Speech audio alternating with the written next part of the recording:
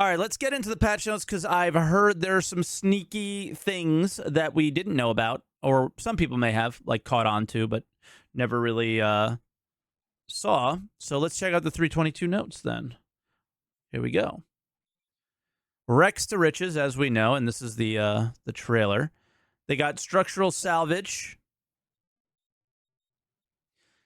which is completely out of balance, but you want to make money in the game?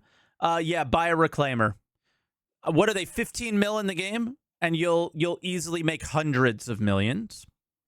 Well, again, we really don't know how the economy around it will work on live without the constant wipes that you get in the PTU, because there's only so many places you could sell construction materials, and those likely will fill up quite quickly. So, yikes. Derelict settlements are definitely a go-to if you guys have not been to the PTU yet. They, to me, are selling the future of the game a lot more. The future of bunker-like content that we have now, go here, kill quests, fetch quests, things like that, are the environment enhances that type of gameplay significantly, especially when you've been going to the same bunkers for like how long now, guys? At least 4 or 5 years, right? So bunkers have gotten incredibly boring just because it's the same location and it hasn't really enhanced the gameplay very well outside of, I guess, the fairly recent update of spawn lockers. So these are really, really important to the game, more than you would think, for those reasons. And I think that they really built upon that from like the Derelicts, Ghost Hollow, and then into this. I think we're really seeing the Montreal team and teams kind of come into their own, and these are they definitely have their performance issues, they definitely have their issues, but these locations do it all. So you can have missions go there and like lawful missions, combat missions, but then on top of that, these are also trading locations and shops. So they have everything at them, and it does make the game world feel more alive. It really does. So I think the future of the game really is kind of pinned on a lot of stuff like this, is enhancing some of the existing gameplay with more interesting and I guess more tools to make that kind of fetch quest stuff that's in every MMO a little bit better. And then obviously the hairstyles are I didn't realize how much better they'd make our characters look. They really do, and that's been pretty good. And then yeah, so Jumptown begins on the 22nd. I'm unfortunately not going to be able to play this stuff because I'll be with some family at that time, but hopefully it goes on for a few times over the holidays, because I will be sad if we miss this. And then personal cargo containers.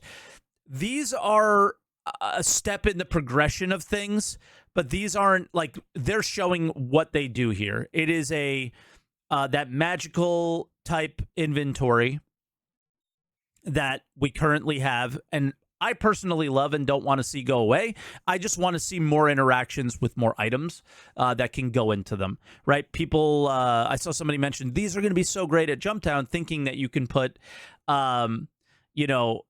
64 little maze bags into one of these, and it's like, nah, you can't do that, right? But you can put guns and ammo and other things in it and take it around with you. It's essentially taking the boxes that you could create when you blew up a ship with armor in it, and now it attaches to the physics grid, but then it also gives you size 1, 2, 4, and 8 instead of just size 1 and 2, because that's all we had before. So it is the next step in progression with inventories, and it's a very, very good step. And then the Arena Commander update. There are new maps, modes, and match types, and I think this is where some of the sneaky stuff was. So I heard that there's a new game mode that we have to check out, and it's the ships, which we've checked out quite a bit. And then obviously there's the holiday season, which I think they'll do the Luminalia stuff where you pick up the envelopes and turn them in, all that kind of stuff. But yeah, that's the patch. I think, again, it's going to be a good patch to hold us over the holiday break. There's going to be some things to do. I think, again, Jumptown's probably the highlight. This is also a big highlight. Even though it's not a monumental feature yet, it's building on what could be. And yeah, I'm really excited for some of this stuff. And I am looking forward to jumping in and playing and just, yeah, grinding a little bit and enjoying this over the holiday break. I really, again, hope I get to participate in Jumptown. I will be very disappointed if I'm not. But that's 322. Let me know what you guys think. Are you excited for this? It is not the most bountiful patch, but it certainly feels somewhat stable-ish, I guess. So, yeah, we'll have to see. I'm going to jump in a moment and check it out.